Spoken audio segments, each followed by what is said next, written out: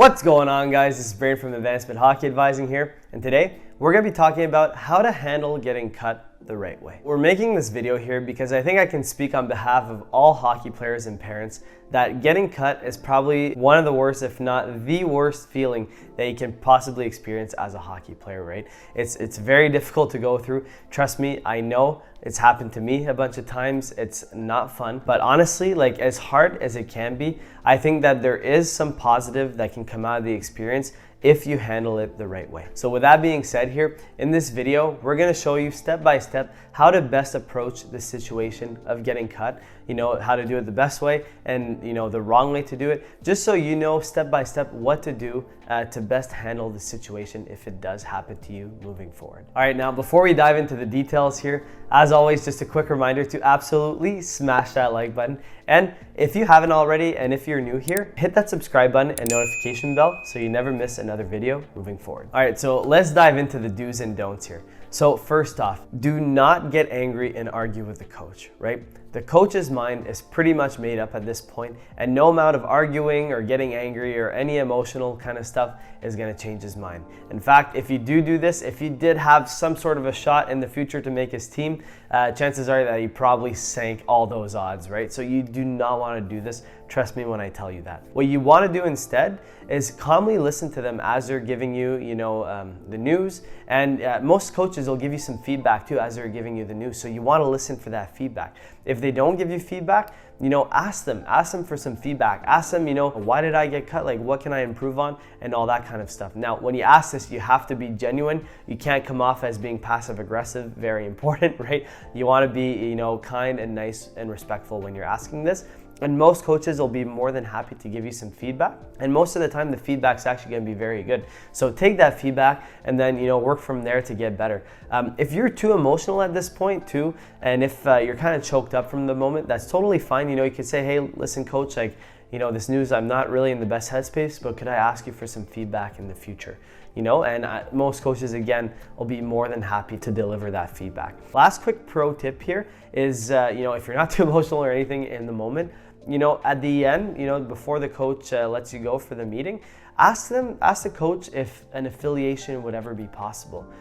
Sometimes you can sneak in through the back door doing this, and you'd be surprised the amount of coaches that are actually going to accept this. Some will straight up say no. If there's absolutely no interest for you in the future, anything like that, we'll just say no, we're going to look in another direction.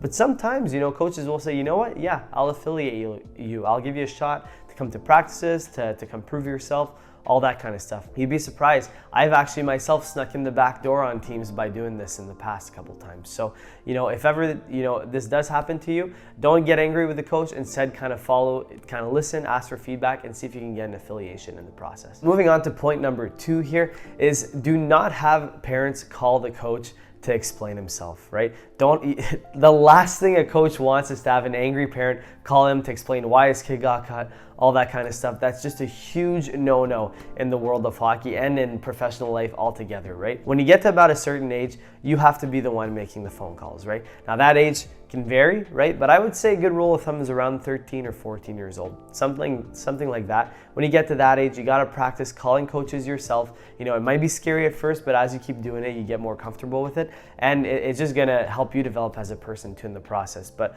coaches really respect that if from a young age, you're the one handling all the hockey stuff. Point number 3 here is do not start trash talking the coach, the organization, and all that kind of stuff, right? Do not start bad mouthing everyone. That's just not a good look on your part. It's honestly, the hockey world's extremely small. So if you say bad things about someone to multiple people, usually I'll circle back around to them and then they're going to start, not respecting you or not saying good things about you either. So it's really important, don't badmouth anyone, don't blame the coach, don't say this or that to other people, right? Just keep it to yourself. And if people do ask you, hey, what's going on with the team? Did you make it? Yes or no?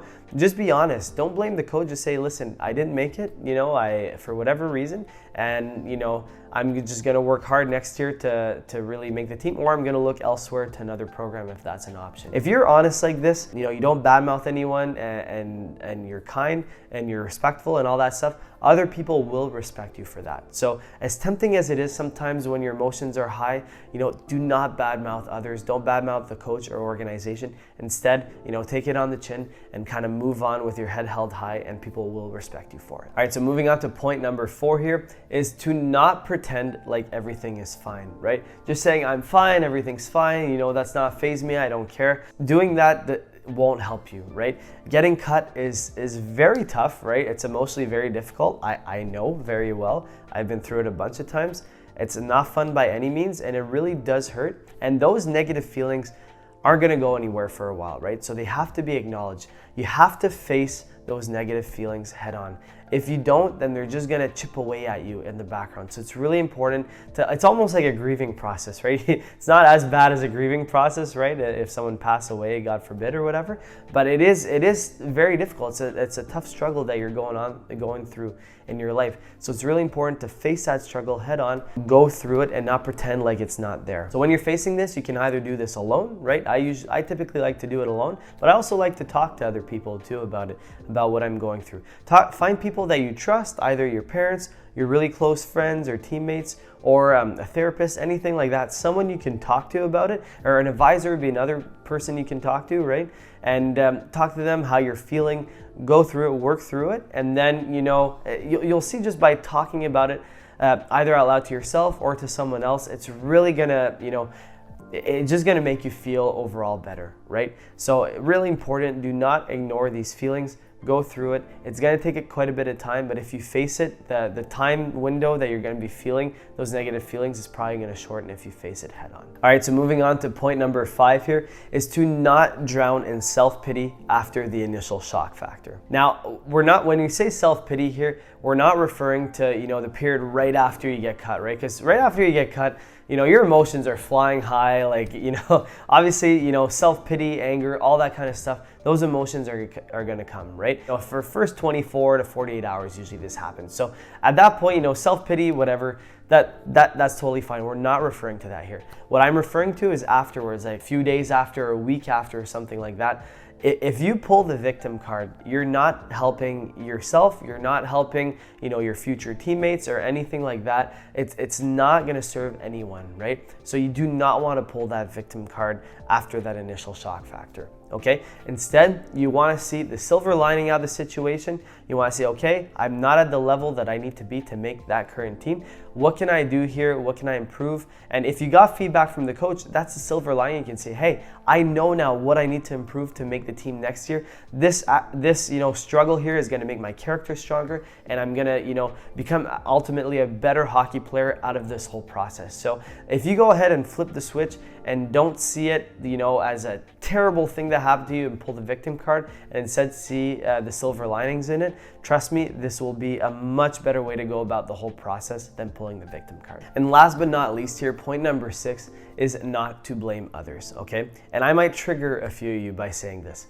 but ultimately it's on you, right? You got cut for a reason, and it's at the end of the day, there might be some politics that are involved, but at the end of the day, it's because you weren't overwhelmingly good enough, right? If you're so good that they can't ignore you, at that point, they have to take you on the team, no matter what politics are involved, okay? So it's really important that, you don't blame others for the situation that you're in, okay? You can never blame others. Instead, you want to take full ownership for the fact that you got cut. And this can be scary, right? If you take full ownership, there's no one else left to blame but yourself, okay? And that can be hard on the ego sometimes. But this is essential for you to actually, get over the cut process and to actually improve moving forward. So what you gotta do is say, hey, listen, I have to be honest with myself. I wasn't good enough at this point. There might have been some politics involved, but I wasn't good enough, and I have to take the steps needed now to go ahead and improve, move forward, get better, and make the team next year, or go ahead and find another team that's just as good, if not better. All right, so let's just do a quick recap of the 6 main points that we talked about here in this video. Number 1, stay calm when the coach is delivering you the news about getting cut, and ask for feedback. Number 2, you call the coach and not your parents. Number 3, speak about the coach and the organization in a positive light. Do not badmouth them to others. Number 4 here, acknowledge the feelings that you're going through. Don't pretend like they don't exist. Number 5, see the silver lining in the situation instead of, being a victim and drowning in self-pity. And then number 6 here, Take full ownership instead of blaming others. All right, guys, that is it for the video. If you had any questions pop up or anything you want to talk to us about throughout the video, feel free to drop a comment down below or email us at info@ahadvising.com and we'll get back to you as soon as we can. And again, if you're new here and if you got any kind of value throughout this video here, consider hitting that subscribe button and notification bell so you never miss another video here moving forward. All right, guys, that is it. Thanks so much for watching. We hope you enjoyed the video and we'll catch you on that next one.